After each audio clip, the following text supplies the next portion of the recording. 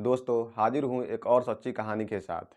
ये कहानी है बिहार के पटना जिला की एक बेवफा पत्नी की, जो अपने पति से कुछ इस तरह बेवफाई करती है, अगर आप सुनेंगे तो हैरान रह जाएंगे। दोस्तों, पटना के बगल में ही एक गांव पड़ता है। वहां पर एक लड़का रहता है, रोहन। रोहन जो था वह अनाथ था। उसकी न माँ थी, न पापा थे, न कोई था। उसकी सिर्फ गांव में प्रॉपर्टी थी। रोहन की शादी होती है। उसकी पत्नी आती है दुल्हन बनकर उसके घर में। उसकी पत्नी यानी लड़की का नाम रहता है शीला। शादी के बाद भी रोहन अपनी पढ़ाई जारी रखता है और कुछ समय बाद उसका जॉब भी लग जाता है आर्मी में। फिर उसका ज्वाइनिंग लेटर आता है और वह फौज में भर्ती होने के लिए चला जाता है घर छोड़कर। अब वह अपनी ड्यूटी करने लगता है। अब उसकी पत्नी घर पर अकेली रहती है। अब रोहन को जब भी छुट्टी मिलती, वह घर आता अपनी पत्नी के पास और कुछ दिन रहता।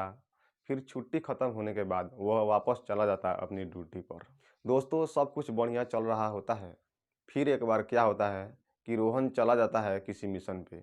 तो वह चाह कर भी अपने घर अपनी पत्नी के पास नहीं आ पाता है, क्योंकि उसे 1 साल तक छुट्टी नहीं मिल पाती है। जब वह 1 साल तक अपने घर नहीं आ पाता है, तो उसे अब अपनी पत्नी की चिंता सताने लगती है और इधर उसकी पत्नी शीला को भी अब अकेलापन सताने लगता है। तो एक दिन रोहन अपनी पत्नी से कॉल करके कहता है कि देखो, मुझे अभी छुट्टी नहीं मिलेगी, मैं घर नहीं आ पाऊंगा। तो गांव में ही मेरा एक दोस्त है, वो कभी कभी घर चला जाएगा और कोई दिक्कत हो तो तुम उसे बता देना। और अपने दोस्त को भी कॉल करके बोल देता है कि यार देखो, तुम्हारी भाभी घर पे अकेली है, तो तुम घर पे कभी कभी चले जाना और कोई दिक्कत हो तो बताना और कुछ हेल्प भी कर देना अपनी भाभी की।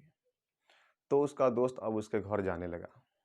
दोस्तों, उसकी पत्नी शीला जो थी वह बहुत ही खूबसूरत थी। तो उसका दोस्त जब भी जाता तो बहुत तारीफ़ें करता उसकी खूबसूरती से, और इस बात से शीला बहुत ही खुश होती। अब क्या होता है दोस्तों, दोनों एक दूसरे के करीब आ जाते हैं और शीला उसके दोस्त को पसंद करने लगती है। अब उसका दोस्त रात को भी उसके घर जाने लगता है। एक दिन रोहन शीला को कॉल करके कहता है कि मैं घर आने वाला हूँ। तो इस पर उसकी पत्नी कहती है कि क्यों, आप तो अभी घर नहीं आने वाले थे, आपको तो छुट्टी नहीं मिल रही थी। अब रोहन सोचता है कि ये ऐसा क्यों कह रही है, इसे तो खुश होना चाहिए इस बात पर कि मैं घर आ रहा हूँ। अब दोस्तों, रोहन को शक हो जाता है अपनी बीवी पर और उसे वह डेट नहीं बताता है, वह तारीख नहीं बताता है।